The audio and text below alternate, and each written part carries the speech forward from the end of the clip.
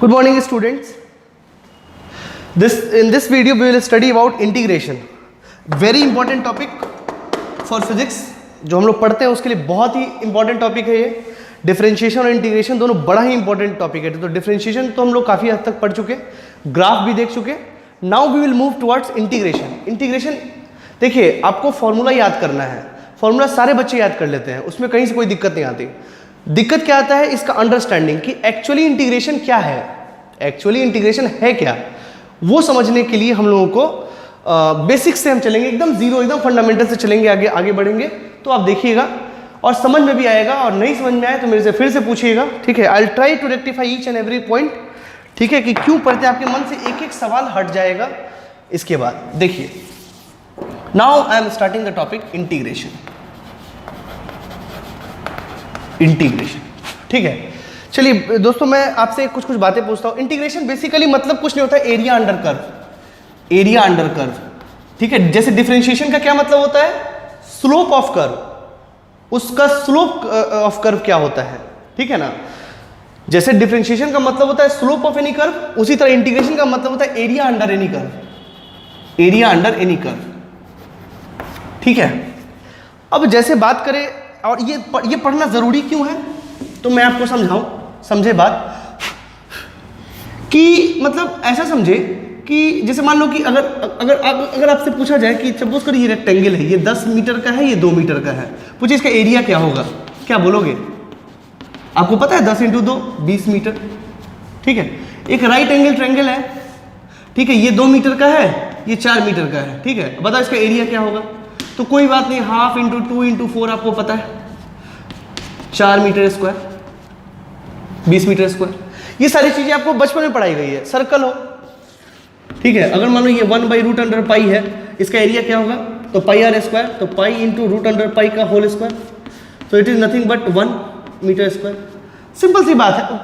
मतलब ये सारी चीजें आप पहले पढ़ चुके हो.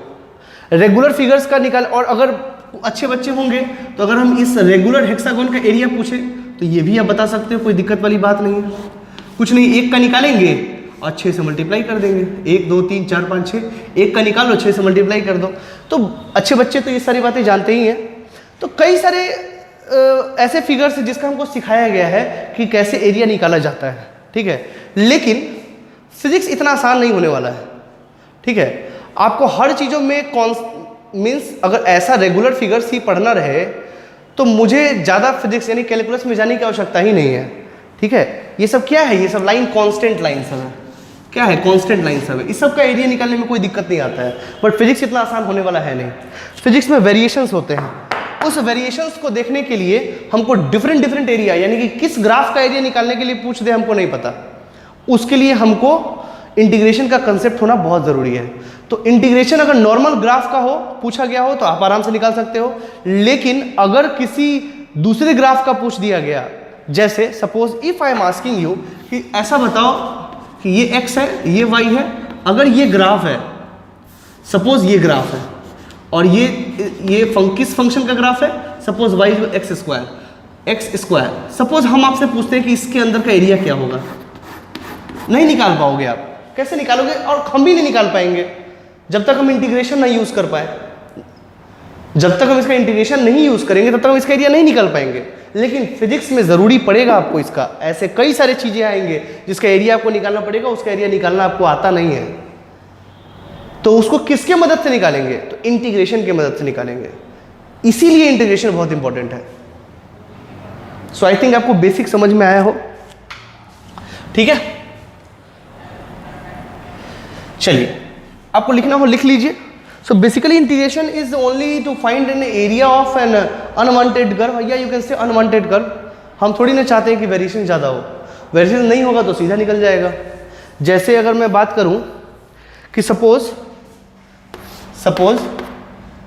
एक गाड़ी है, ठीक है, एक गाड़ी है, ये 2 मीटर पर सेकेंड से चल रहा है, ठीक है. हम आपसे पूछे, हमेशा 2 मीटर पर सेकेंड से ही चल रहा है, हम आपसे पूछे कि 2 सेकेंड में ये t = 0 पे था और ये t = 2 सेकेंड पे था, तो मैं आपसे पूछूं कि कितना डिस्टेंस ट्रेवल कर लेगा. आप सिंपली निकाल सकते हो, वेलोसिटी अभी भी कांस्टेंट है, तो आप सिंपली निकाल सकते हो कि 2 × 2 दैट इज 4 मीटर वो चल लिया.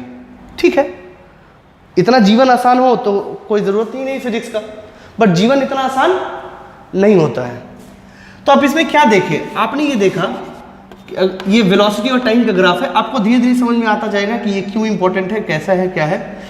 मैं आपको बेसिक समझा रहा हूँ कि मान लीजिए अगर हम एक वीटी ग्राफ लेते हैं, मतलब वेलोसिटी टाइम ग्राफ लेते हैं, तो टाइम 0 पे इसका वेलोसिटी कितना था, 2 मीटर पर सेकेंड, और समय के साथ इसका उतना ही था वेलोसिटी, ठीक है। और कितने समय पे पूछा गया, कितने समय पूछा गया, 2 सेकंड पे, ये 0 है, ये 2 सेकंड पे, ठीक है।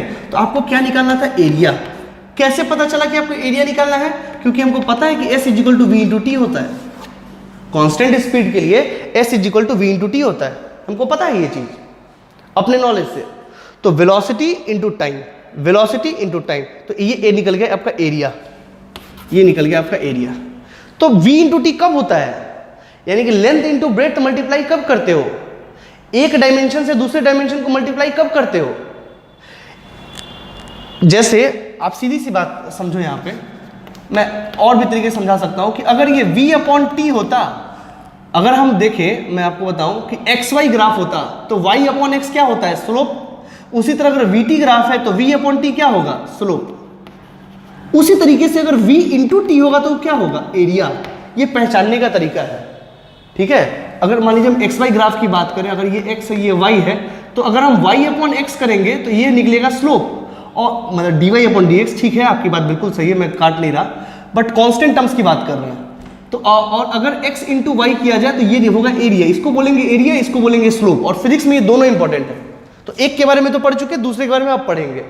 तो अगर हम यहाँ ध्यान से देखें, अगर ये VT ग्राफ है तो VT क्या होगा, एरिया, और S क्या होता है, VT। तो हमको एक बात तो समझ में आता है कि VT ग्राफ का एरिया ले लेंगे तो डिस्टेंस आ जाएगा, तो आप इसका एरिया निकालो, कितना होगा, 2 into 2 that is 4 meter square, simple.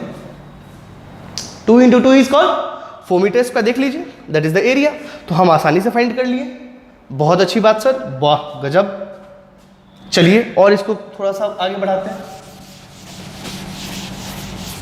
आप पॉज करके लिख लीजिएगा वो सब ऊपर वाली बातें, ये लिखना जरूरी है, मैं यहां लिख देता हूं कि अगर ये x है, अगर ये y है, तो y अपॉन एक्स को बोलेंगे स्लोप, जो हम पहले ही पढ़ चुके हैं, और x इंटू वाई को बोलेंगे एरिया, ठीक है।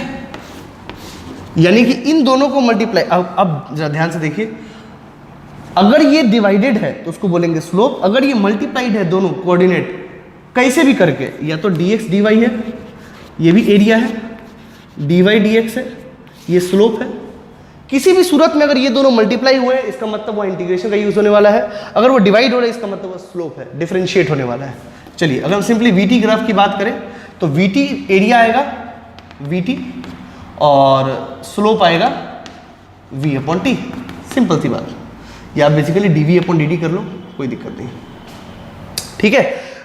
मतलब मैं आपको फिर से समझाता हूँ, समझे, ये मल्टीप्लाई किसी भी सूरत में, किसी भी सूरत का मतलब क्या, या तो ये ऐसा हो या तो ये ऐसा हो, किसी भी तरीके से y और x मल्टीप्लाइड है, ठीक है।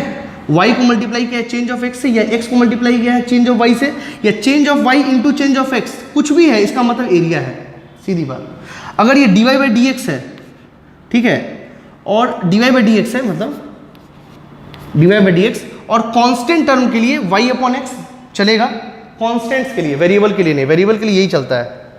तो अगर ऐसा सीन है तो ये होगा एरिया, और ये होगा क्या, स्लोप। चलिए यहां भी v dt हो या t इंटू डी हो, ठीक है, इस तरीके का काम होगा जब, तो ये सब आपको एरिया में कवर होगा, ये सब एरिया में आएगा, ये सब स्लोप में आएगा, ये सब बातें आप समझ लीजिए। अब देखिए मैं बताता हूं दूसरा केस। इसी गाड़ी को हम क्या किए, हम 2 मीटर पर सेकेंड से तो स्टार्ट तो किए, लेकिन इसको एक्सेलरेशन दे दिए 1 मीटर पर सेकेंड स्क्वायर का। अब ये इतना सिंपल नहीं है, लेकिन फिर भी सिंपल है, 2 मीटर पर सेकेंड, और यहाँ ये मान लीजिए कि at t equal to 2 second, वही, और ये है t इक्वल टू 0 सेकेंड, ठीक है। तो यहाँ पे वेलोसिटी कितना होगा, तो आपको एक्सेलरेशन कांस्टेंट है तो ये लगा सकते हो v equal to u plus at, तो 2 प्लस 2 a कितना है 1 at, ठीक है। तो v इक्वल कितना क्या, 2 2 4 मीटर, पर सेकेंड, यानी कि यहाँ जो वेलोसिटी कितना है 4 मीटर पर सेकेंड। हाँ भाई साहब, अब ये इतना आसान नहीं है, लेकिन फिर भी आसान है, मैं बताता हूँ। अब वीटी ग्राफ देखिए, पहले है 2 और फिर है 4, ठीक है, पहले है 2 फिर है 4, ये 4, ठीक है 4। आप क्या कर लीजिए, फिर से एरिया निकाल दीजिए, क्योंकि अगेन क्या होने वाला है हमको तो ये पता है। अब देखिए मैं बताता हूँ, अब अगर ध्यान से देखो तो एस बराबर क्या होता है, ut plus half a t square होता है ना, s is equal to half a t square. यहाँ भी देखो u और t मल्टीप्लाइड है, मतलब एक्सप्रेशन किस टाइप का है, तो वेलोसिटी इनटू टाइम का ही तो एक्सप्रेशन है, यानी कि मल्टीप्लाई होगा तो एरिया ही निकालना है। आप एकदम बेझिझक समझ लो ये बात को आप, ठीक है। तो ये कितना हो जाएगा, s is equal to ut, u कितना है 2, 2 इंटू टी, 2 इंटू कितने समय में 2, 2 प्लस 1/2, 1 इंटू 2 का square, so it is s is nothing but 4 plus 2, ये 2 से कट जाएगा तो 6 मीटर, यानी कि इसका एरिया क्या आने वाला है 6 मीटर। देख भी लेते एरिया आता है कि नहीं। ये एक ट्रेपेजियम बना है, और ट्रेपेजियम में पता है क्या होता है, half into sum of parallel side, मतलब 2 और 4, तो 2 प्लस 4 और इंटू डिस्टेंस बिटवीन देम, हालांकि आपको पता होगा ये, तो 2, तो 2 से 2 काट दीजिए, दैट इज 6 मीटर स्क्वायर। देखिए आ गया ना, ठीक है। इसमें इंटीग्रेशन का जरूरत पड़ा आपको नहीं, इसलिए आपको डाइंस में पढ़ाया जाता था ये, क्योंकि यहाँ इंटीग्रेशन का जरूरत नहीं था। यहाँ जरूरत पड़ा नहीं, इसलिए आपको 9 में पढ़ाया गया था। यहाँ तक आपको कोई दिक्कत नहीं आता है, लेकिन दिक्कत अब मैं क्रिएट कर रहा हूँ। देखिए पहचानना है बेसिकली बच्चों, एक बार फिर से एकदम इत्मीनान से सब सुन लो, नए हो आप लोग।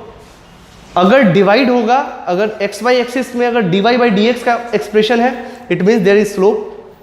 अगर मल्टीप्लाई है, एक्स और वाई कैसे भी मल्टीप्लाइड है, वी डी एक्स या एक्स डी वी, ठीक है, या एक्स इंटू वाई, या मतलब इसमें से कैसे भी करके एक्स वाई मल्टीप्लाइड टर्म में आ रहा है, तो आप समझ लो वहाँ इंटीग्रेशन का यूज है और एरिया निकालना है आपको, ठीक है। वहाँ पे एक्स वाई ग्राफ का एरिया निकलेगा, बस सीधी बात आप समझे। एक बार फिर से सुने, अगर एक्स और वाई किसी भी तरीके से मल्टीप्लाइड है, मतलब either x y, either d v, either d x into d y, either y into d x, either x into d y, इसका मतलब है कि उस ग्राफ का एरिया निकालना है। And in that case you have to find the area if that there is D Y by D X, ठीक है, D Y by D X, Y by D X नहीं हो सकता, D Y by D X ही होगा। D Y by D X अगर है तो आप समझ लो कि स्लोप निकालना है। क्या निकालना है? स्लोप निकालना है। ये आपको पकड़ना चाहिए, ये सारी बातें आपको। और जहां पे d Y by D x का केस है वहां किसको यूज करेंगे? इंटीग्रेशन को। सॉरी, जहां d Y by D x का यूज करना वहां क्या यूज करेंगे? डिफरेंशिएशन को। और जहां एरिया का यूज निकालना होगा वहां किसका यूज करेंगे? इंटीग्रेशन का यूज करेंगे। ठीक है, तो सबसे पहली बात आपको समझ में आना चाहिए कि एक्चुअली एरिया क्या है और स्लोप क्या है। चलिए, और किसी भी कांस्टेंट फंक्शन के लिए y बाई एक्स जो होगा वो भी स्लोप ही होता है कांस्टेंट फंक्शन के लिए, आई एम सेइंग। खैर, अब चलिए, अब इसी को हम क्या करते हैं, थोड़ा सा इसको और कॉम्प्लिकेट करते हैं ताकि आपको समझ में आए। ये 2 मीटर पर सेकेंड है। अब जो एक्सेलरेशन हम दे रहे हैं वो 2t स्क्वायर दे रहे हैं। अब ये एक्सेलरेशन कांस्टेंट नहीं है, ठीक है, यहाँ वेलोसिटी v है। अब ये एक्सेलरेशन कांस्टेंट नहीं है, देखिए टाइम के साथ वेरी करेगा। टाइम 0 पे कुछ होगा, 1 पे कुछ होगा, 2 पे कुछ होगा, 3 पे कुछ होगा, ये वेरी करेगा। आई बात समझ में? This here you can see acceleration is very, चाहे तुम यही रख लो ना, लो 80 वेरी कर रहा है कि नहीं टाइम के साथ। नाउ यू अब इसका एक ग्राफ कैसा बनेगा मैं बताऊं। अगर 80 का ग्राफ देखा जाए तो इसका ग्राफ बनेगा स्ट्रेट लाइन लाइक दिस, ठीक है। और अगर VT का ग्राफ बनाया जाए, आपको नहीं पता है अभी कैसा आएगा, मैं बता रहा हूं, समझ लीजिए कि जो हम बोल रहे हैं सही बोल रहे हैं। ऐसा ग्राफ आएगा, पैराबोलिक t स्क्वायर का ग्राफ आएगा,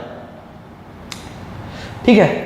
धीरे धीरे सब समझ में आ जाएगा, बिल्कुल भी घबराए ना, ठीक है। तो ये है v।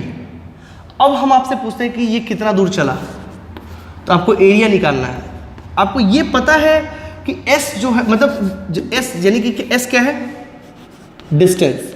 डिस्टेंस होता क्या है? तो velocity into time overall velocity. अब क्या करेंगे उसमें वो छोड़ दीजिए, कैसे लेके आएंगे वो छोड़ दीजिए, बट होता वही है कि वेलोसिटी को समय से मल्टीप्लाई करने पे हमको डिस्प्लेसमेंट आता है या डिस्टेंस आता है।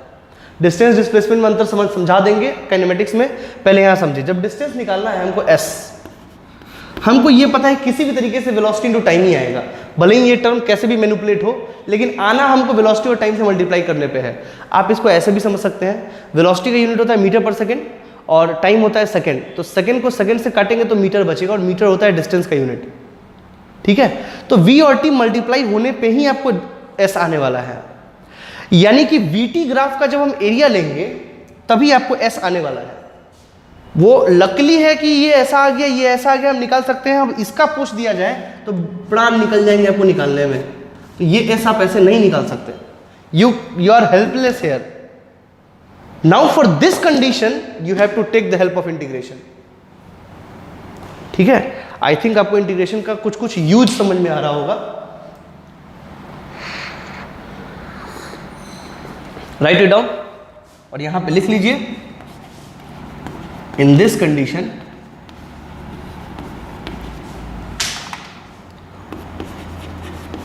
We have to use integration, ठीक है। लिख लीजिए।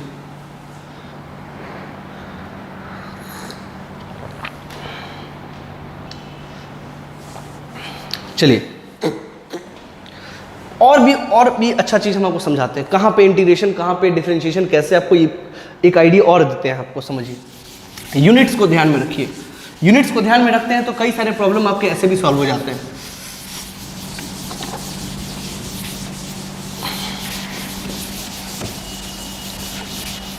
चलिए मैं आपको और एक एग्जांपल देता हूं, समझिए। जैसे मान लो वीटी ग्राफ है, वीटी ग्राफ है, ठीक है। तो इस ग्राफ के दो प्रॉपर्टी होंगे, या तो स्लोप होगा या तो एरिया। अब तो समझ में आ रहा होगा कि स्लोप एरिया क्या होता है। तो इसका स्लोप क्या देगा और इसका एरिया क्या देगा, हमको ये जानना है, ठीक। चलिए देखते हैं। अगर हम एक्सेलरेशन की बात करें तो ये होता है मीटर पर सेकेंड स्क्वायर, ठीक है। अगर हम ध्यान से देखें तो ये कुछ ऐसा है, मीटर पर सेकेंड अपॉन सेकेंड। देखिए, अभी देखिए, ऑब्जर्व करिए। और मीटर पर सेकेंड क्या होता है, v अपॉन टी। ये क्या है, देखिए, पहली बात तो ये कि ये ऐसा एक्सप्रेशन आएगा, ये जरूरी नहीं है। मैं नहीं बोल रहा कि a is equal to v upon t हमेशा यही है, मतलब एक्चुअली में v अपॉन टी, मैं यूनिट्स की बात कर रहा हूं। यूनिट्स के टर्म में आप इसको ऐसा समझ सकते हैं, इसको हम ऐसे लिख सकते हैं, तो इसको वेलोसिटी लिख सकते हैं, हम इसको टी लिख सकते हैं। वेलोसिटी हमेशा कांस्टेंट होगा, ये गारंटी नहीं है। ध्यान से समझे जो मैं बोल रहा हूं, वेलोसिटी हमेशा कांस्टेंट होगा, इसकी गारंटी नहीं है। मैं एक रफ आइडिया अपने एस्टिमेट अपने दिमाग में लगा रहा हूं कि एक ग्राफ का स्लोप क्या होगा और एरिया क्या होगा। इसके लिए हमको इसके एक्चुअल फॉर्मूला पे आने की आवश्यकता नहीं है। कैसा होगा v डिपेंड करेगा अपने इक्वेशंस पे, उससे आपको अभी कोई लेना देना नहीं है। आप तो बस इतना समझिए कि एक्सेलरेशन को हम क्या लिख सकते हैं, मीटर पर सेकेंड अपॉन सेकेंड लिख सकते हैं। एक्सेलरेशन को बेसिकली आपको बांटना है v और t में। अब आप बोलोगे सर एक्सेलरेशन को ऐसे भी तो लिख सकते हैं, मीटर अपॉन टी स्क्वायर, मतलब s अपॉन टाइम का स्क्वायर, ऐसे भी तो लिख सकते हैं। तो मुझे ये नहीं चाहिए, क्योंकि मैं ग्राफ की बात कर रहा हूँ vt। इसको वेलोसिटी और सेकेंड में मुझे तोड़ना है, तो कैसे तोड़ पाएंगे, तो ऐसे तोड़ पाएंगे। तो मीटर पर सेकेंड अपॉन सेकेंड, तो v अपॉन टी हो गया। तो ये क्या दिख रहा है, ये क्या है, स्लोप है कि एरिया है, तो आंसर है स्लोप है। तो हम यहां पे लिख सकते हैं कि slope of VT curve give acceleration, ठीक है। अब आप क्या करो, कोई भी ग्राफ लो, ये आपको तो यहां स्लोप निकाल लिए, मान लो a, आपने स्लोप निकाला a पे, स्लोप एट a, ये क्या दिया, तो स्लोप क्या होता है, एक्सेलरेशन। मतलब यहां पे अगर आप स्लोप निकाल रहे हो तो आपको एक्सेलरेशन आ रहा है कहां पे, a पे, ठीक है। अच्छा, अगर हम एरिया निकाले तो क्या हुआ, तो एरिया क्या होगा, v इंटू टी। एरिया क्या होगा, v इंटू टी। तो v इंटू टी क्या आएगा, मीटर पर सेकेंड इंटू सेकेंड, क्या है मीटर, s। तो यहां से एक बात हम निकाल सकते हैं कि इफ वी फाइंड एरिया, और यू कैन से area under VT curve will give you distance और displacement.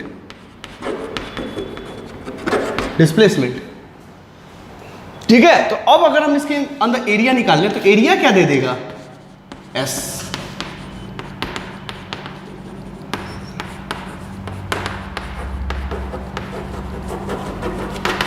ये पहचानने का तरीका है। ठीक है, तो सिंपल सा है।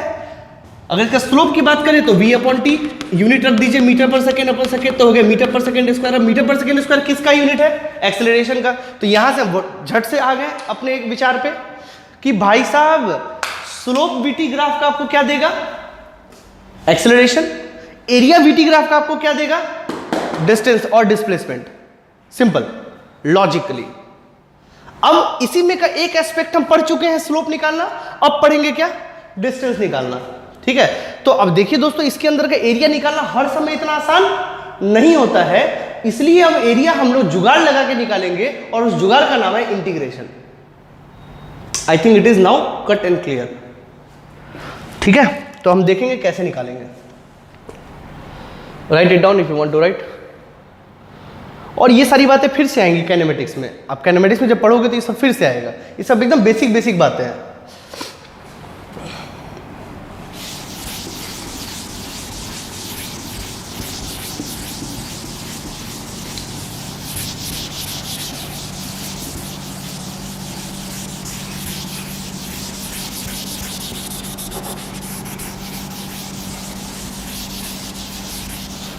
चलिए, अब मैं समझाता हूं आपको इंटीग्रेशन का कैसे करते कैसे।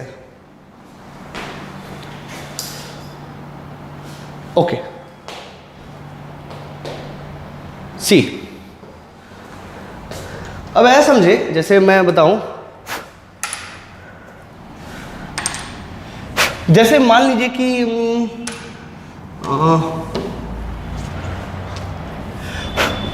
जैसे मान लीजिए x और y, मुझे अब एरिया निकालना है बस, बाकी सारी बातें भूल जाइए, जो फिजिकल बात है वो भूल जाइए। अब मुझे एरिया निकालना है किसी भी तरीके से। तो मान लीजिए कि हम ऐसे इसका एरिया निकालने जा रहे हैं इस ग्राफ के नीचे का। This is y equal to fx। ठीक है, हमको इसके अंदर का एरिया निकालना है यहां से लेकर यहां तक में। सपोज इट इज 0 और x। सपोज एरिया निकालना है हमको। क्या करें हम?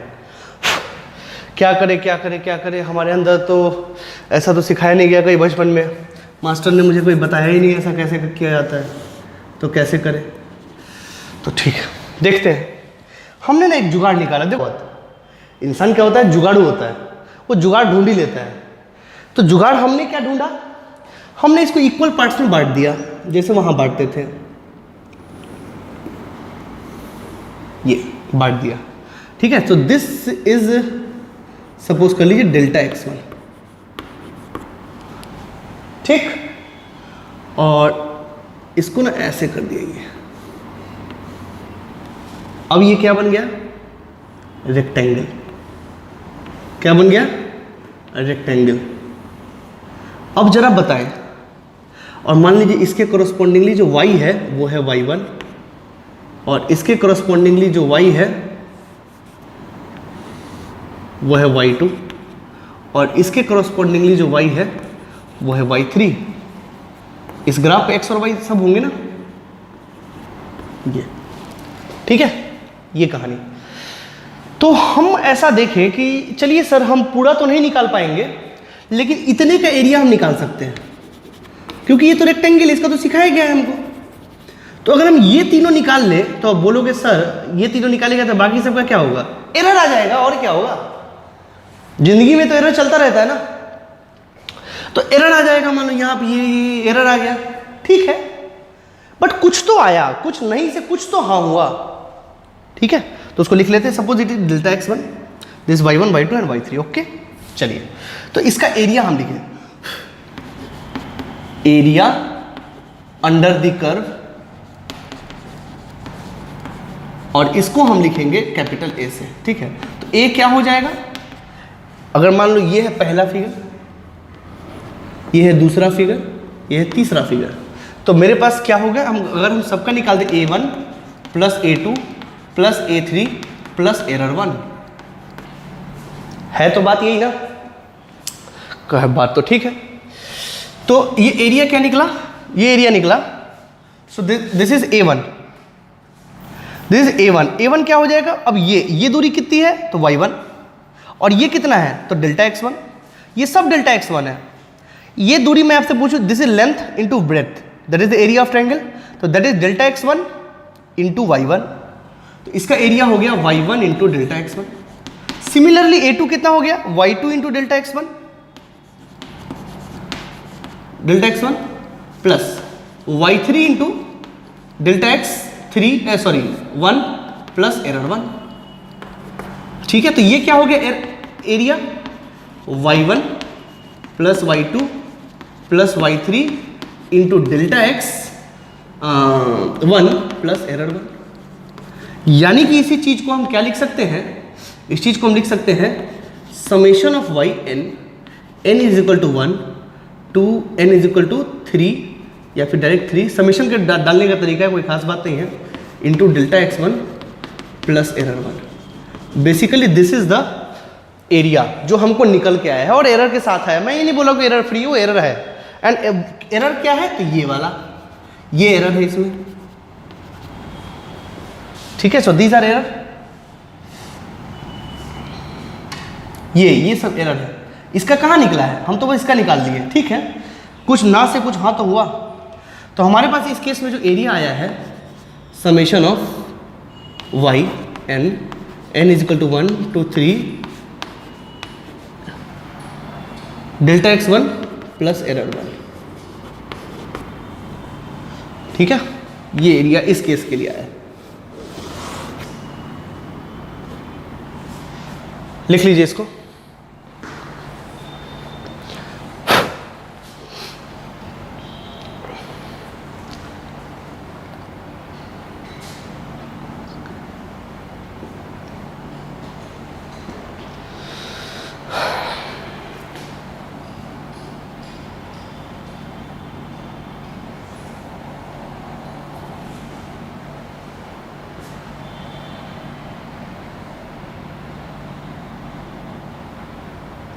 ओके, चलिए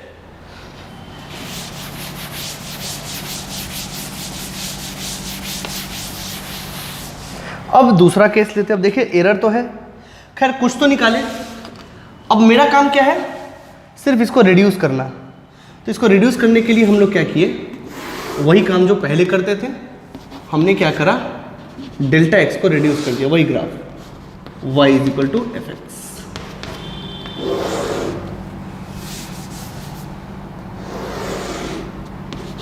y is equal to f x. ठीक है, और इसके अंदर अब हम क्या किए कि डेल्टा x जो है छोटा कर दिया, ऐसा ये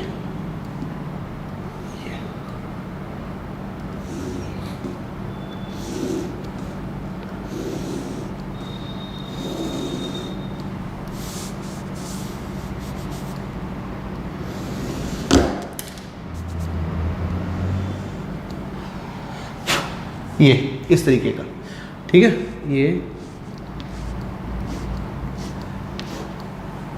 ये है आपका, suppose this distance is what, delta x2। ठीक है, and this is corresponding to y1, this is y2, और सिमिलरली ये हो जाएगा आपका, देखो ये कितने बन गए रेक्टेंगल, 1 2 3 4 5 6। ठीक है, अच्छी बात। तो ये हो गया y1 2 3 4 5 6, दिस इज y6। ठीक है, तो in this way you can observe कि एरर्स देखो पहले कितने सारे थे, अब एरर्स क्या हो गए, छोटे हो गए। एरर क्या हो गया, घट गया। देख लो, एरर घट गया, पहले जितने थे उतने कम हो गए। ठीक है, तो अब एरिया क्या होगा, now the area becomes a1 plus a2 plus dot dot dot plus a6।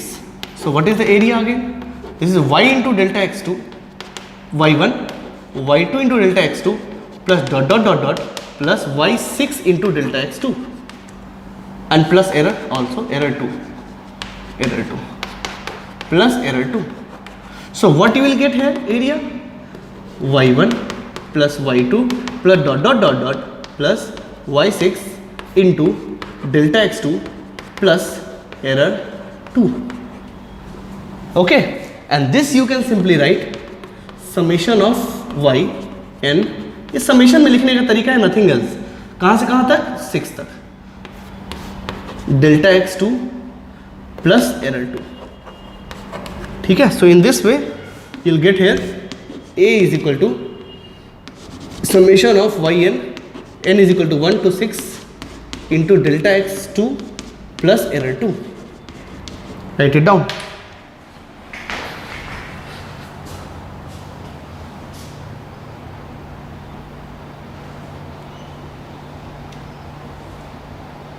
Okay, write it down.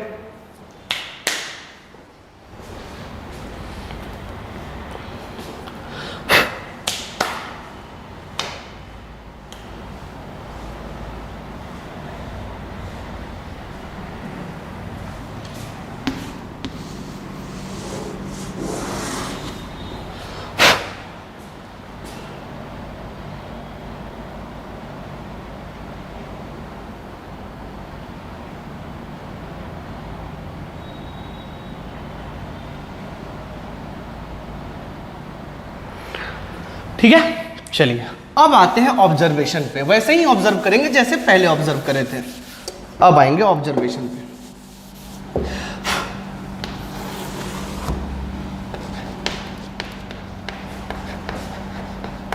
Observation पे ठीक है. तो ऑब्जर्वेशन क्या है कि as we see delta x2 is less than delta x1. तो इससे फायदा क्या हुआ बेटा? फायदा ये हुआ कि एरर घट गया भाई साहब. जहां देखा मैंने कि डेल्टा x2 घट गया तो एरर भी घट गया. तो ये क्या सिंप्लीफाई करता है? इन दोनों को देखते हुए क्या समझ में आता है कि हाँ, consequently if delta x tends to 0 then error also tends to 0. ठीक है. और इसी को हम क्या लिखते हैं? dx. इतना ध्यान रखें. यानी कि अगर इस डेल्टा x को बहुत छोटा कर दे, बहुत छोटा कर दे तो क्या होने वाला है? अगर इसको बहुत छोटा कर दे तो क्या होने वाला है? ये नंबर ऑफ एरिया क्या हो जाएगा? बढ़ जाएगा, इनफाइनाइट तक हो जाएगा. बहुत सारे एरिया हो जाएंगे बीच में, छोटे छोटे छोटे छोटे छोटे छोटे छोटे छोटे छोटे एरिया बहुत सारे हो जाएंगे. तो क्या एरर एकदम कम हो जाएगा? जिस तरह हमने इसमें देखा कि इधर से इधर एरर कम हो गया. तो अगर ये एरिया को और छोटा छोटा कर दे तो एरर क्या और घट जाएंगे? आंसर है हाँ. तो सर ये तो सर बेस्ट उपाय है निकालने का. तो आंसर है तो इसमें करना क्या पड़ेगा? तो देखिए, मैं पहले इसको लिख लीजिए.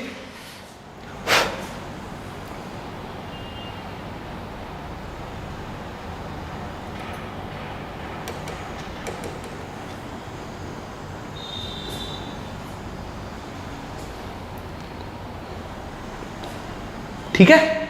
तो एरिया निकालने का सही तरीका तो है, लेकिन एरर आ रहा है. उसके लिए आप क्या करिए? डेल्टा एक्स को एकदम छोटा कर दीजिए. तो डेल्टा एक्स को अगर हम एक बहुत छोटा कर दें तो क्या होगा? लिख लीजिए.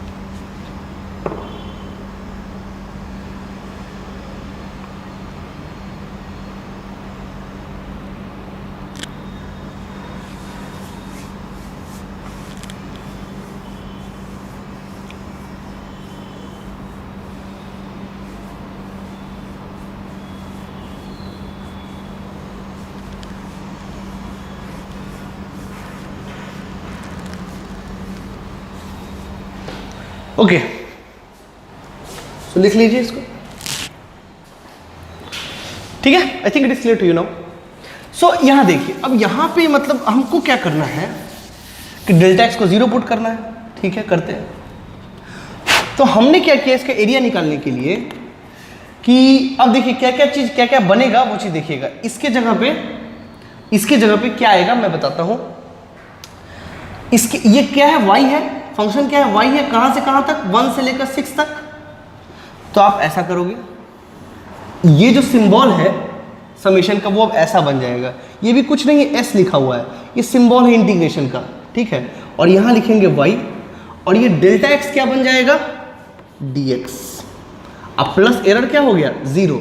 अब कहां से कहां तक, तो 1 से लेकर 6 तक है यहाँ पे, या फिर हाँ 1 से लेकर 6 तक है। तो यहाँ पे हम जो करेंगे 1 से लेकर 6 तक होगा, बट हमेशा नहीं होगा, कुछ ना कुछ वैल्यूज होंगे प्रॉब्लम्स के अकॉर्डिंग। तो ये लोअर लिमिट होता है, ये अपर लिमिट होता है। जैसे कि यहाँ पे ये लोअर लिमिट है, ये अपर लिमिट है, वैसे यहाँ पे भी ये लोअर लिमिट है और ये अपर लिमिट है। तो ये बेसिकली इंटीग्रेशन है। एरर क्या हो गया, 0। तो कुछ कुछ बातें समझेंगे कि हमारे पास जो आया इसको बोलते हैं हम आई, इसको बोलते हैं इंटीग्रेशन, वैल्यू ऑफ इंटीग्रेशन आई, ठीक है। ये y dx, this is a, this is b। क्या क्या बोलते हैं तो देखिए, this is called integrand,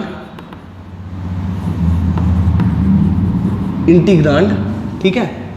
this is called lower limit,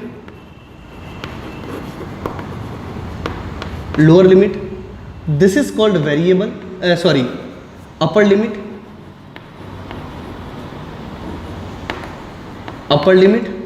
this is called variable,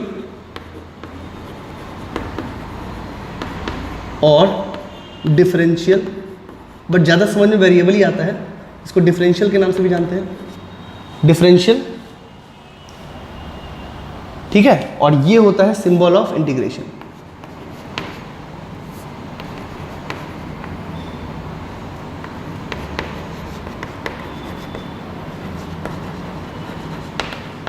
symbol of integration, ठीक है, इसको लिख लीजिए।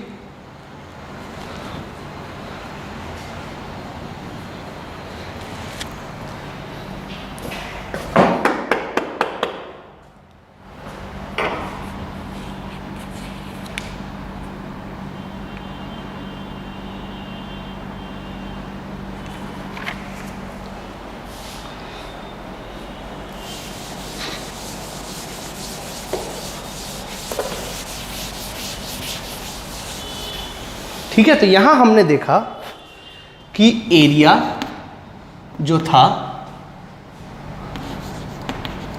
अगर लिमिट को पुट किया जाए हाँ डेल्टा एक्सटेंड्स टू 0 में, तो ये जो summation of y n is equal to 1 to 6 जो था, ठीक है, और इनटू डेल्टा एक्स जो था और प्लस जो एरर था, तो इसी को जब हम लिखेंगे इज इक्वल टू, क्योंकि डेल्टा एक्स 0 हो जाएगा, तो इसी को हम ऐसे लिखते हैं y dx।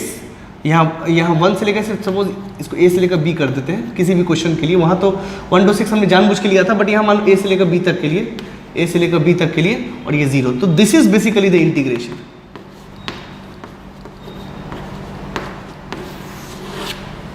ठीक है,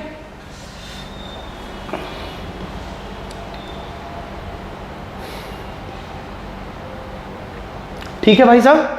तो यहाँ पे आपको समझ में आएगा बच्चों कि इंटीग्रेशन क्या है, ये क्या है। अब इन सारी चीज़ों को मैं समझाता हूँ अच्छे से, आप बिल्कुल भी डरे ना। ये सब कुछ कुछ चीज़ें हैं जो आपको ध्यान रखनी चाहिए कि इसको बोलते क्या है। ये इंटीग्रांड होता है, ये वेरिएबल होता है, इसको डिफरेंशियली बोलते हैं, अपर लिमिट, लोअर लिमिट, और this is value of integration.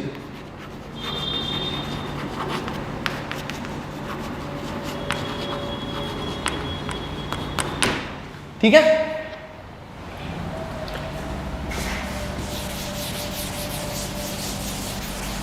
चलिए अब इन चीज़ों को थोड़ी और अच्छे से समझते हैं। देखिए जैसे मतलब ऐसा समझे x और y, ठीक है। अब हमको अगर निकालना होगा इस मेथड से तो कैसे निकालेंगे, देखिए जैसे मान लो ग्राफ ये है, ये वही ग्राफ है पहले वाला,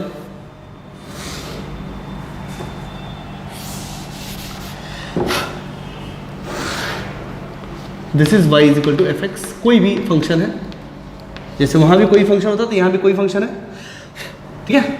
ये मान लो कि ये a है और ये b है, सब ये तो 0 है, मान लीजिए कि a है, ठीक। या फिर आप जनरल टर्म लेना चाहते हो तो जनरल टर्म ले लो, जनरल टर्म ले लो x और y, ठीक। मान लीजिए यहाँ से शुरू करा ऐसे a और b, सॉरी। अब इसमें क्या करेंगे, एकदम छोटे छोटे छोटे छोटे छोटे छोटे छोटे एकदम लेना, एकदम कितने होंगे ये, इनफाइनाइट, बहुत n नंबर्स बहुत सारे ऐसे छोटे छोटे होंगे। तो इसमें जो एरिया भी बनेगा ऐसा ऐसा बनेगा, तो रेक्टेंगल ही एरिया। ये देखिए ये सब क्या हो गया, ये सब एरर जो है ये सब छोटा होता चला गया। तो इसका बेसिक कंसेप्ट वही है, निकालना एरिया ही है, रेक्टेंगल का ही एरिया निकालना है, बट वो रेक्टेंगल बहुत छोटा होगा, बहुत छोटा। ऐसा समझो कि ये डिफरेंस कितना होगा, तो dx कितना होगा, dx। ये बेसिक मतलब है इस इक्वेशन का, है समेशन ही है, क्या समेशन ही, बट एकदम छोटे छोटे छोटे छोटे रेक्टेंगल्स का समेशन है ये, ठीक है। और उन छोटे छोटे रेक्टेंगल्स का समेशन बराबर करके हम लोग क्या करते हैं, that is the area under curve, ठीक है। तो चलिए अब बताते हैं कि इसको करते कैसे हैं। x और y, ठीक है। तो सपोज करिए कि मान लीजिए कि ये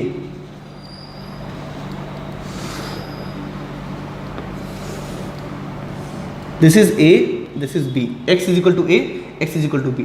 आपको इसके अंदर का एरिया निकालना है, तो कैसे निकालोगे मैं बताता हूँ, समझे। अब जो बता रहे प्रोसेस वो आपको याद रखना है।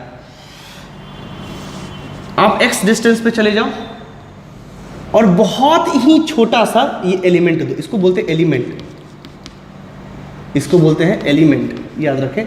डिफरेंशियल एलिमेंट भी बोल सकते हो, बट बेसिकली इसको एलिमेंट ही बोलते हैं। और इसका लेंथ कितना होगा, dx, और ये dx कितना बड़ा है, बहुत छोटा, टेंड्स टू 0, मतलब 0.000001, बहुत छोटा है वो, ठीक है। तो ये हो गया बहुत छोटा, तो ये है dx, और ये क्या है, तो मान लीजिए ये जनरल कोई y है, तो x डिस्टेंस पे ये y है, x के क्रॉस, मतलब इसका कोऑर्डिनेट वैल्यू क्या है, x और y। हम मान सकते हैं कि ये एक ही पॉइंट पे टच कर रहा है यहाँ पे, ठीक है, जिसका फंक्शन क्या है y, और इतने दूर में y क्या है, कांस्टेंट है, ऐसा मान सकते हैं क्योंकि ये बहुत छोटा है। मेरी बात ध्यान से सुने, जब ये एलिमेंट लेते हैं ना, जब ये एलिमेंट देखिए, एलिमेंट जो है ये मान लीजिए आपको ये ऐसा दिखेगा बड़ा सा, हालांकि ये बड़ा नहीं है, ये मैंने इसको जो है 20x के कैमरा से आपको दिखाया है, तो इतना बड़ा ये जो है यहाँ से यहाँ तक y को कांस्टेंट मानते, ऑल्दो y कांस्टेंट होता नहीं है, यहाँ से यहाँ तक y अलग अलग होगा, लेकिन ये इतना छोटा है कि हम पूरे में y कांस्टेंट मान सकते हैं। मान सकते हैं कि जो y यहाँ पे है वही y यहाँ पे, वही y यहाँ पे है, तो इतने दूर के लिए y कांस्टेंट हो सकता है। तो क्यों y कांस्टेंट माने हैं, क्योंकि dx बहुत बड़ा है, नहीं छोटा है, बहुत छोटा है, ठीक है। लिख लीजिए इन बातों को।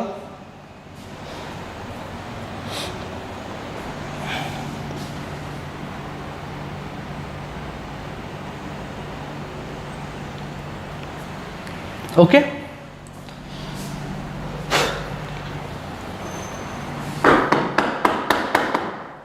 चलिए, तो इन बातों को ध्यान रखेंगे, ये बहुत छोटा है। अच्छा, अगर ये बहुत छोटा है तो ये जो रेक्टेंगल बना और y अगर कांस्टेंट माने हैं, अगर y कांस्टेंट हो तो ऐसा होगा, तो यही जो एरर है बहुत छोटा है, क्योंकि ये बहुत छोटा है।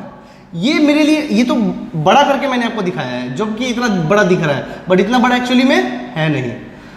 और ये है y, तो ये जो रेक्टेंगल बना उसका एरिया क्या होगा, y into d x.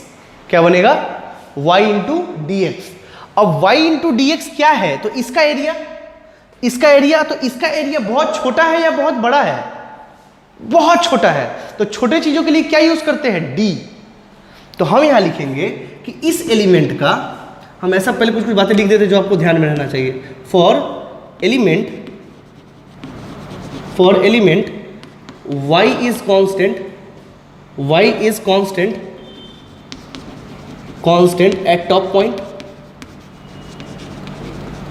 point, and as it is very small, it can be considered as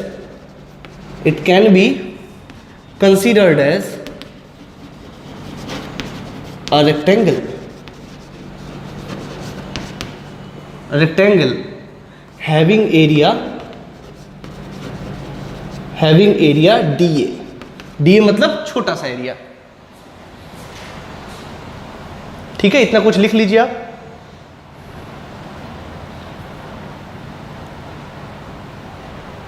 okay, अब मुझे इसकी आवश्यकता नहीं है, ये तो मैं समझाने के लिए आपको बताया था, बट अब हम बार बार ये सब नहीं बनाएंगे, ये एक बार ही बस आपको दिखाने के लिए है।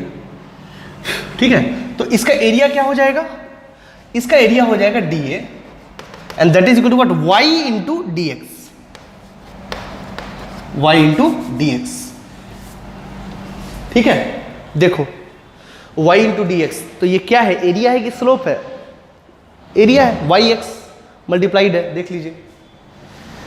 ठीक है,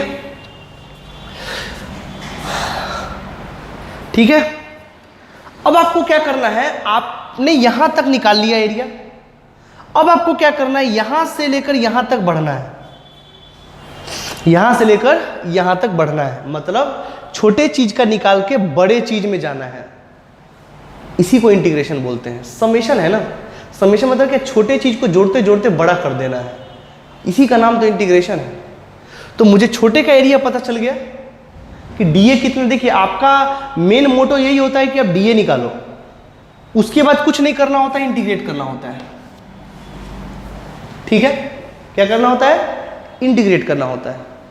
ठीक, उसके बाद ये है आपका वेरिएबल। वेरिएबल मतलब क्या है? ये जो वेरिएबल है, देखिए मतलब समझते, ये बेसिक क्लास है एकदम। ये क्या है? ये वेरिएबल है। वेरिएबल मतलब क्या? जो वेरी करता है। क्या करता है? वेरी करता है। अगर आप ध्यान से देखो तो यहां वेरिएबल क्या है? dx वेरिएबल नहीं है, x वेरिएबल है। अरे मेरी बात सुनो, इसको वेरिएबल बोलते तो है, डिफरेंशियल ही बोलते हैं, कोई दिक्कत नहीं है, लेकिन उस वेरिएबल में वेरिएबल क्या है? x। क्या है? x। इसमें वेरिएबल क्या है? dx की, अगर d की जगह y रहता तो y वेरिएबल होता, dy होता तो y वेरिएबल होता। यहाँ क्या है? dx, तो क्या वेरिएबल है? x। तो मैं आपसे पूछूं, x कहां से कहां तक वेरी कर रहा है? x का मिनिमम वैल्यू क्या है? x का जो लोअर वैल्यू है, मिनिमम वैल्यू है, वो है a, और जो x का मैक्सिमम वैल्यू है वो क्या है? b। तो हमको यहां पे लोअर लिमिट और अपर लिमिट डालते हैं। फिर से मेरी बात सुने, यहां जो लोअर लिमिट और अपर लिमिट डालते हैं वो किसके रिस्पेक्ट में डालते हैं? इसके रिस्पेक्ट में, इसको देख के डालते हैं। देखिए, मैं आपको इसलिए समझा रहा हूं क्योंकि पूरा फिजिक्स खत्म हो जाता है और बच्चों को यही नहीं पता चलता रहता है कि जो एलिमेंट का एरिया निकाले उसका लिमिट कहां से कहां तक रखे, और ये सच्चाई है, यही सच्चाई है। इसलिए एक एक चीज़ों को ध्यान से देखिए। मैं इतने बेसिक तरीके से इसलिए बताऊं कि मेरा अनुभव है कि कई सारे बच्चों को इंटीग्रेशन में प्रॉब्लम होता है क्योंकि उनको बेसिक्स पता नहीं होता है। इसलिए बेसिक समझे। ये वेरिएबल कहां से कहां तक वेरी कर रहा है? x कहां से कहां तक वेरी कर रहा है? तो I can see x a से लेकर b तक वेरी कर रहा है। तो I have to put lower limit of x is a and upper limit is b। पहली बात। दूसरी बात कि सर इसमें वेरिएबल क्या है? dA, तो एरिया वेरिएबल है। तो उसी जगह पे फिर से जाए जहां से x शुरू हुआ था। x is equal to a पे कितना एरिया है? यहां पे कितना एरिया है? कुछ नहीं। क्या एरिया? कुछ नहीं, एक लाइन है। जब x से लेकर b तक बढ़ेंगे तब जाके पूरा एरिया निकलेगा a। तो इसका लिमिट कहां से कहां तक आएगा? x is equal to a पे एरिया कितना है? 0। x is equal to b पे एरिया कितना है? a। ये दोनों कॉरस्पॉन्डिंगली लिखे जाते हैं। मेरी बात फिर से सुने, ये बहुत काम आएगा आपको आगे फिजिक्स में, बहुत काम आने वाला है। ठीक है, इसलिए इसको ध्यान से समझे। मैं जैसे लिख रहा हूं, अगर नहीं समझे तो रिपीट करके सुनिए इस वीडियो को। x इज इक्वल कहां से कहां तक वेरी कर रहा है? a से लेकर b पे। तो अगर x is equal to a पे जाएंगे तो वहां एरिया कितना होगा? तो हमने देखा है यहां कुछ भी एरिया नहीं, एक लाइन है, 0। शुरुआत ही यहां से हो रहा है, तो एरिया कितना है? 0। यानी x is equal to a पे एरिया कितना है? At x is equal to 0 area is 0 and at x is equal to b area is b, sorry area is a। Total area तो a ही है, तो यहाँ से यहाँ तक निकाल लिए। ये इसका करने का मतलब है। अब हम सीखेंगे कैसे करेंगे नहीं करेंगे वो अलग सी बातें हैं। ये आपको बेसिक मतलब है, आपको यहां तक पहुंचना आना चाहिए दोस्तों, आपको यहां तक पहुंचना आना चाहिए, ठीक है। अब चाहे फंक्शन कुछ भी डालेंगे यहां पे y का, जैसे वहां डालते थे x⁴n sin x cos x log x, जो भी डालना होगा वो डाल के हम चेक करेंगे उसका इंटीग्रेशन क्या आएगा। पहले तो आपको यहां तक समझ में आना चाहिए। लिख लीजिए,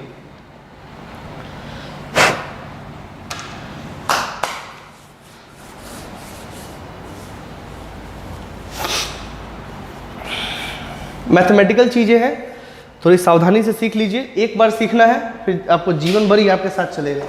मैंने बताया भी है कि ये सब देख के दर्द तो होगा लेकिन दवा नहीं मिलेगा, आदत लग जाएगा उस दर्द का।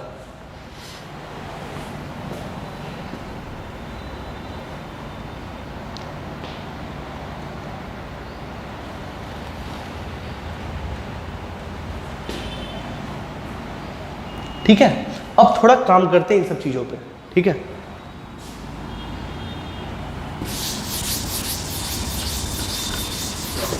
आई am taking an example hair.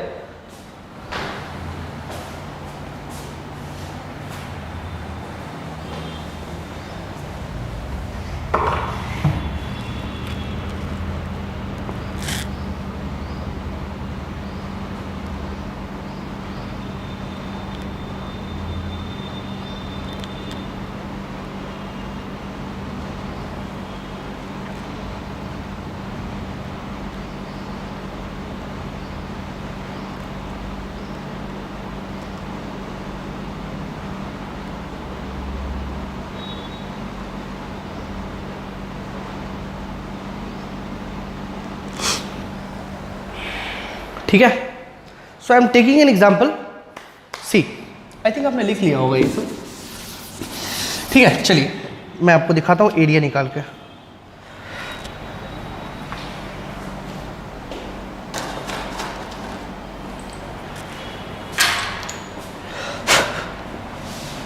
Example, और दोनों तरीके से हम आपको निकाल के बताते हैं। पहले तो यहां तक आपको समझ में आना चाहिए बिल्कुल भी, इसमें कहीं से कोई दोहरा नहीं होना चाहिए। जैसे सपोज करिए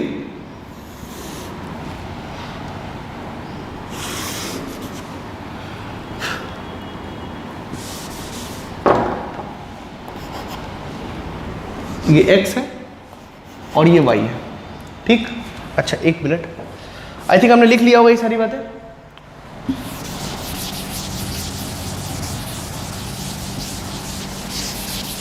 चलिए कुछ कुछ बातें जान लीजिए जो मुझे यहां काम पड़ने वाली है। y dx, तो अगर मान लो कि if y is equal to x⁴n, तो i क्या होगा? i would be equal to x⁴n dx, और ये क्या होता है? इसका वैल्यू होता है xn+1/n+1। लिख लीजिए, ठीक है। ये आपको याद करना पड़ेगा ये सारी बातें। मैथमेटिक्स में आप इसका प्रूफ भी देखोगे, बट यहां मुझे प्रूफ से कोई लेना देना नहीं है, ठीक है। मुझे प्रूफ से कोई लेना देना नहीं है। हालांकि मैं आपको बता दूं कि ये कुछ नहीं है, डिफरेंशिएशन का उल्टा है। डिफरेंशिएशन में ग्राफ का स्लोप निकाल के किसी पॉइंट पे पहुंचते हैं, और यहाँ पे एक पॉइंट पे निकाल के पूरे ग्राफ तक जाना होता है। यही अंतर है डिफरेंशिएशन और इंटीग्रेशन में। डिफरेंशिएशन में पूरा ग्राफ दिया होता है, वहाँ से हमको एक पॉइंट पे स्लोप निकालना होता है, एक पॉइंट पकड़ना होता है। और इंटीग्रेशन में क्या होता है? छोटे पॉइंट पे निकाल के पूरा बड़े तक हमको उसको इंटीग्रेट करना पड़ता है। यही अंतर है दोनों में। डिफरेंशिएशन में बड़े से छोटे पे आते हैं, और इंटीग्रेशन में छोटे से बड़े पे जाते हैं। तो इस चीज़ का ज्ञान आपको होना चाहिए, ठीक है। और ये फॉर्मूला ये होता है, मैं करके भी दिखा दूंगा आपको, बिल्कुल ही परेशान मत हो, ठीक है। चलिए ये याद रखिए ताकि हम इसको प्रूफ कर सके, ठीक है।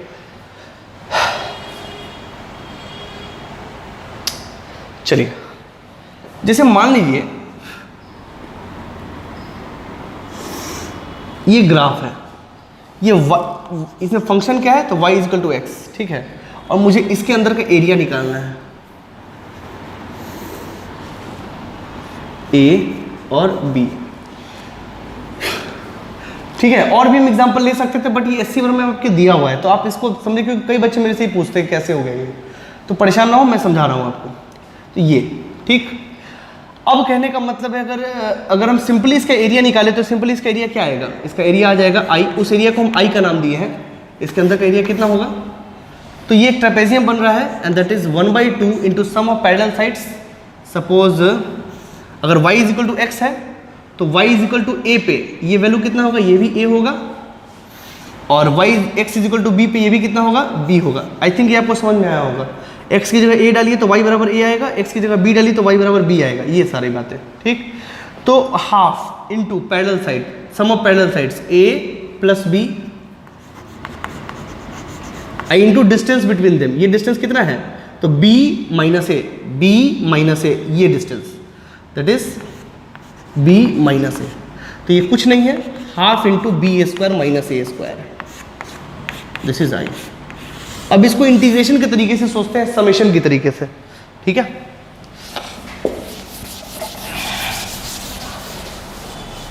ठीक है, इसको याद रखिएगा, ठीक है। हालांकि और फॉर्मूला हम लिखवाएंगे, पहले इसको समझ लेते हैं।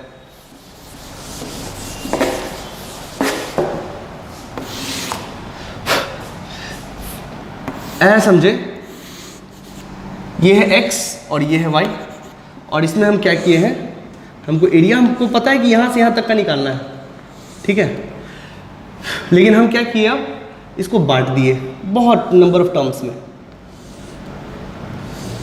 ठीक है। और उसको रेक्टेंगल्स में, क्योंकि समझना हमको रेक्टेंगल ही है, रेक्टेंगल में ही बढ़ता है ये, आगे बहुत सारे रेक्टेंगल से बढ़ गए वो, ठीक है। तो कहने का मतलब है कि मान ली, अच्छा ये a है और ये b है, ठीक है, और ये कितना है, ये डेल्टा x, ये क्या है, डेल्टा x। अच्छा ये क्या है, ये क्या है, तो ये है आपका y, या फिर अगर a पे है तो ये y क्या होगा, a, यहां पे y इक्वल टू क्या है, a। अच्छा यहां पे y क्या है, तो यहां पे जैसे मैं बताऊं, आप समझते हो ना, y इक्वल टू fx, ठीक है। तो आई थिंक आपको ये पता है ये फंक्शन कैसे लिखते हैं, कि यहां पे y बराबर क्या है, fx कर रहे हैं, हाँ हाँ थोड़ा सा। और यहाँ पे अगर देखा जाए, बैठो तो हम काम करें, और यहाँ पे ठीक है, this is what, y। Suppose if it is y1, this is y2, तो y2 कहाँ कितना दूर पे आएगा, तो at x is equal to a plus delta x, a plus delta x, मतलब ये y का कौन सा वैल्यू है। अगर इसका कोऑर्डिनेट लिखेंगे तो क्या आएगा, सपोज करिए, तो कोऑर्डिनेट इसका क्या है, a plus delta x, a plus delta x, ये होगा x कोऑर्डिनेट इस पॉइंट का, और ये कितना होगा, तो y at a plus delta x, यही होगा ना इसका कोऑर्डिनेट, देख लीजिए। उसी तरीके का अगर हम इस पॉइंट का देखें, इस पॉइंट का, ये पॉइंट कितना है, x प्लस 2 डेल्टा x, और इसके कोरस्पॉन्डिंगली y कितना होगा, this is at x plus delta, यानी कि a प्लस डेल्टा x, और ये कितने पे होगा, y at a plus 2 delta x, और सिंपली इसका कोऑर्डिनेट क्या हो जाएगा, a plus 2 delta x comma y into a plus delta x, या फिर f के टर्म में लिखना है तो इसको f के टर्म में लिख लीजिए, कोई बात नहीं है, वो y, fx को y ही बोलते हैं, ठीक है, इसको y समझ लीजिए, सॉरी f समझ लीजिए, मुझे कोई दिक्कत नहीं है, हालांकि आपको पता होगा ये चीज। Representation y is equal to f x का मतलब होता है y का वो वैल्यू जहां पे x, जैसे मान लो y is equal to f x क्या है, x square plus 2x plus 1, तो this is f x, this is f x, x square plus 2x plus 1, ठीक है। और अगर हम f1 निकालना चाहते हैं, इसका मतलब होता है कि x की जगह पे 1 पुट करें, तो आई थिंक आपको ये पता होगा, ठीक है, मैं फिर भी बता दिया क्योंकि हमको पता है कि आप लोग बहुत ज़्यादा तेज है, ठीक। तो अब कहने का मतलब है कि हमको इंटीग्रेशन के कंसेप्ट से एक चीज़ तो समझ में आ गया, ठीक है, ये सब delta x delta x delta x है, तो मुझे एक बात समझ में आया कि आई क्या होगा, तो आई होगा पहला ये कितना है, a इंटू डेल्टा एक्स, दूसरा कितना है, ये वैल्यू, अच्छा y एट कहाँ पे, एफ ए पे, तो y एट एफ ए क्या है, या ऐसा लिखो y1 इंटू डेल्टा एक्स, फिर y2 इंटू डेल्टा एक्स, ठीक है, plus y3 into delta x, और कितने हैं तो n टाइम्स है, plus dot dot dot dot dot dot yn time delta x, ये ठीक है। और प्लस एरर करना हो तो प्लस एरर कर लो, ठीक है। मुझे एक जनरल टर्म चाहिए तो i। अब बताओ y1 a पे क्या है, y x is equal to ए पे y क्या है, अगर x is equal to a रखेंगे तो y क्या आएगा, ये भी फंक्शन वही है भाई साहब, फंक्शन अलग नहीं है, ये y is equal to x function ही है, दोनों है। हम इसको इस तरीके से दिखाना चाह रहे हैं आपको।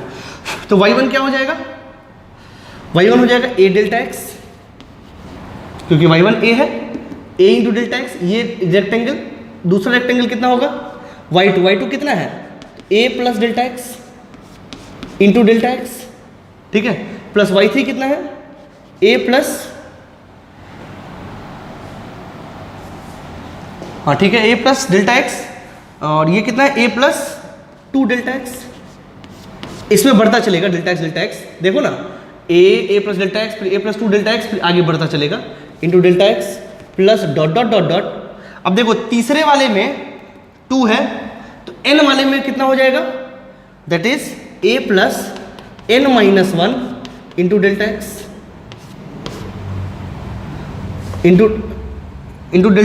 Into delta x plus error. इसको लिख लीजिए, इन दोनों को पूरे लिख लीजिए अच्छे से पॉज करके, और इसको ध्यान रखिए, फिर से लिखेंगे इसको।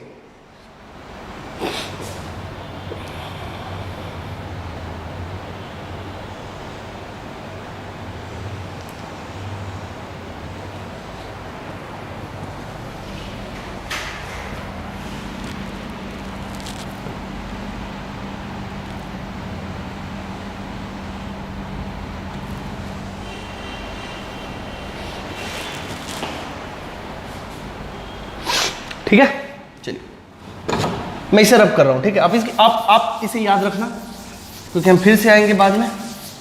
चलिए अब उसको लिखते हैं। अब जरा ध्यान से देखो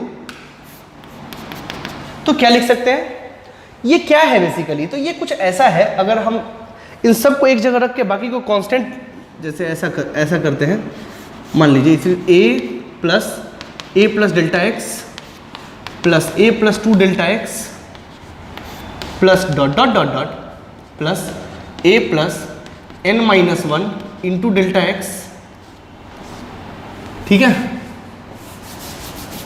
और फिर इंटू डेल्टा एक्स। अगर हम कॉमन ले लें तो इसमें कोई बुरी बात नहीं है,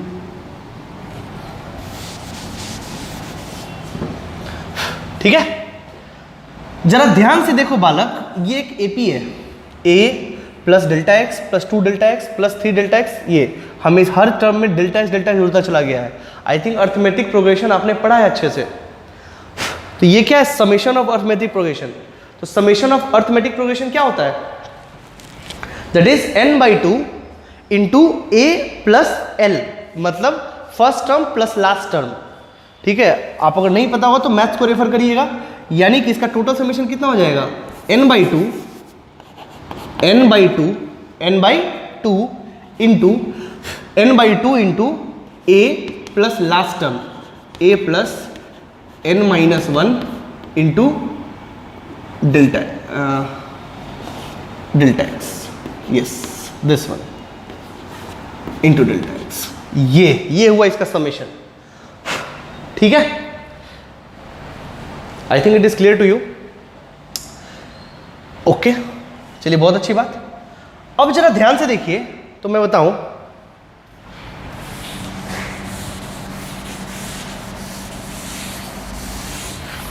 ये डेल्टा एक्स कितना है, पहले बताओ ये कितना है, रेक्टेंगल 2 3 2 n, मान लो ये यहां बना n, दिस इज n, तो ये डेल्टा एक्स कितना होगा, तो मैं जो लिख रहा हूं बताना कि वो सही है कि नहीं। डेल्टा एक्स कुछ नहीं है, वो b minus a divided by n है। देखो तो सही कर रहे हैं कि नहीं हम, सही है क्या, बिल्कुल सही है, क्या गलत है उसमें। I think it is clear to you now. ये तो इतना ही है ना, b minus a upon n, delta x पूरे में पूरा लेंथ ले ली है, उसमें जितने नंबर ऑफ रेक्टेंगल्स उसको डिवाइड कर दिए तो उतना ही डेल्टा एक्स है। ठीक है, सो यहां पे अगर हम वैल्यू रखें उसका n upon 2 a plus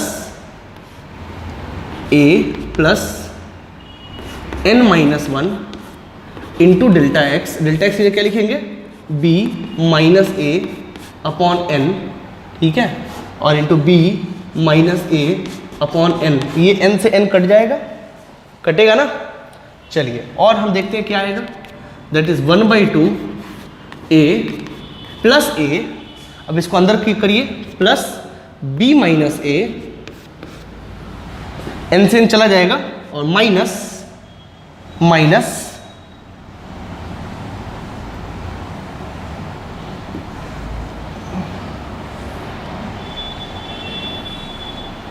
b minus a into n, ये टर्म इंटू b माइनस है। ठीक है, ये लिख सकते हैं इसको। इस टर्म को डेल्टा एक्स रहने दीजिए। क्यों रखने दीजिए मैं बता देता हूं, परेशान बिल्कुल ही मत हो।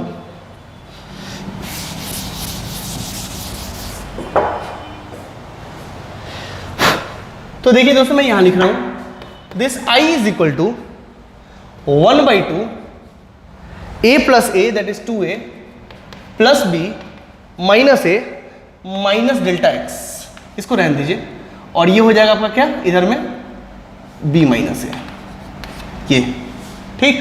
अच्छा, अब हम क्या करते हैं कि इस टर्म में लिमिट में डेल्टा एक्स टेंड्स, अच्छा एरर भी तो था, एरर कहाँ चला गया भाई, एरर भी ले लो ना, कोई दिक्कत नहीं, एरर और प्लस एरर था ना जी, हाँ एरर तो था सर, यहाँ भी ले लो एरर प्लस एरर, ठीक है, यहाँ भी ले लो, कोई बात नहीं। चलिए अब i is equal to limit में अगर डेल्टा एक्स टेंड्स टू 0 हो जाए तो 2a plus b minus a कितना हो जाएगा, 2a minus a that is a plus b minus delta x into b minus a plus error. क्या value हो जाएगा इसका, अगर डेल्टा एक्स 0 पुट कर दे तो ये तो हो जाएगा 0 और ये भी हो जाएगा 0। हमको पता है कि डेल्टा एक्स टेंड्स टू 0 तो एरर भी टेंड्स टू 0 हो जाता है। देन i बिकम्स 1, अच्छा 1/2 भी तो है, 1/2 into a plus b into b minus a, and now this is what i 1/2 b square minus a square. देखिए वही वैल्यू आ गया, ठीक है। तो हमने ये क्या करा, ये तो इंटीग्रेशन ही करा ना। देखिए हम समेशन के तरीके से आए और जब हम delta x tends to 0 put कर दिए, इट इज द तरीका ऑफ व्हाट, इंटीग्रेशन। ठीक है, डेल्टा एक्स 0 पुट करके क्या किए, इंटीग्रेशन ही तो किए हैं, देख लो वहां पे आ गया। अब चीजों को थोड़ा समझ में आना चाहिए हमको, पहले तो इसको लिख लीजिए आप,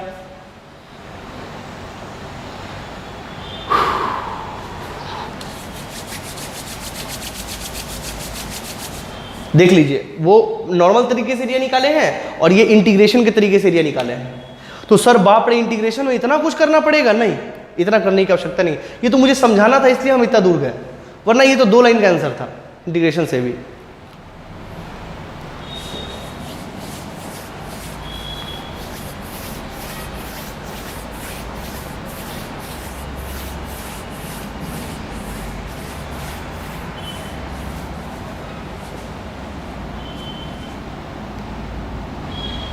चलिए आई थिंक आपने नोट कर लिया, इसे नहीं किया तो पॉज करके नोट कर लीजिए। अब कुछ कुछ बातें यहाँ पे हम ऑब्जर्व करेंगे।